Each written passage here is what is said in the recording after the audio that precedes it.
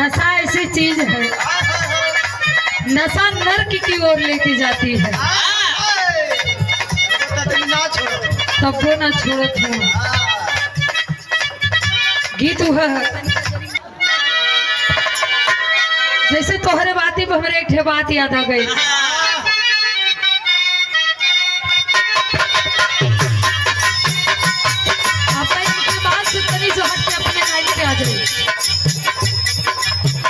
नशा नरक में देई पहुंचाई पिया छोड़ता पियाई नशा नरक में देई पहुंचाई पिया छोड़ता पियाई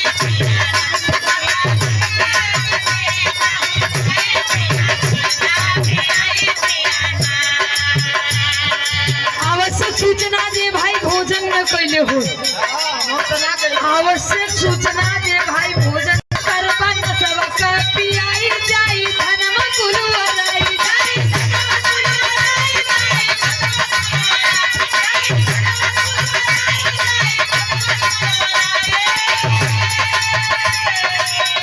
करबन सबक पियाई जाई धनम कुलवराई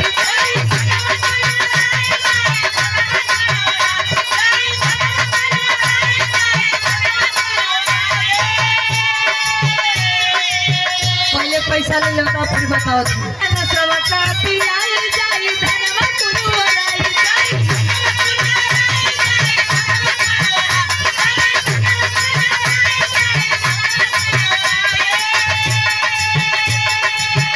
तो पता है लड़का में हंसाई है, लड़का में हंसाई गथी हमारी पिया छोड़ता पियाई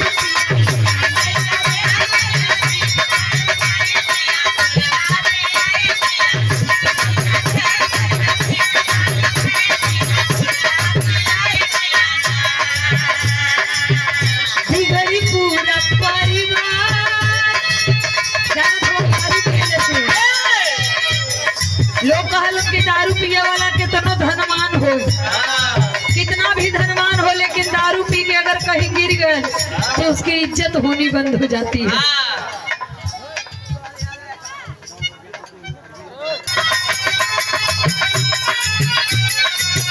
बिगड़ी पूरा परिवार में हमारे संसार में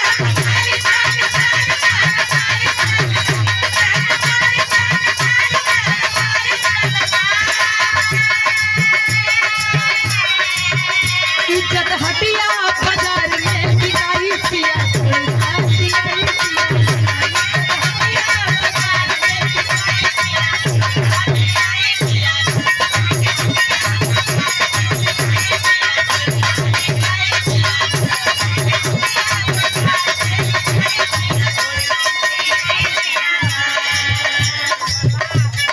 लोग कहलन की बात सही है कि अगर दारू पिया स्टार्ट कर देबा 100 रुपया अगर कमात हुआ मोर बड़का भैया तो 50 रुपया ठीका में चल जाये। 50 रुपया में कौन घर चलेगा? इसलिए गरीबी आती रहेगी, वो कभी नहीं जाएगी। तो इसलिए कहना है एक लाइन और का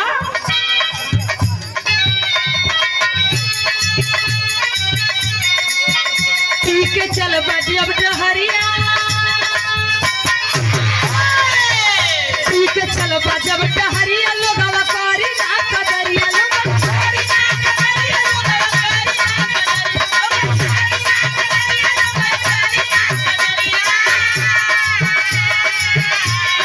गुरिया के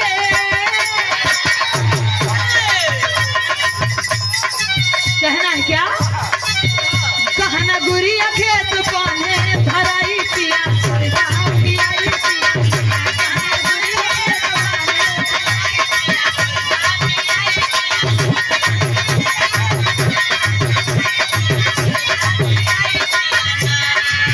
हमारे बहुत ही कि भैया ऐसा मत करा लो कि भौजियों लोग हमने को परेशान रहे। हमारे नशा हमेशा हानि कराती है। नशा कभी भी किसी को आबाद न कैले है, बर्बाद ही की है। इसलिए नशा नहीं करना चाहिए।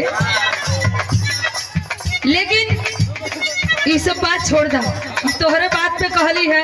आज भैया पियत हुई वहू के थोड़ा समझ में आ गल तो ठीक है, ना समझ में आई तो भाई वो समझ वैसे हमके लगा था कि बराबर आप लोग के समझ में आवत है।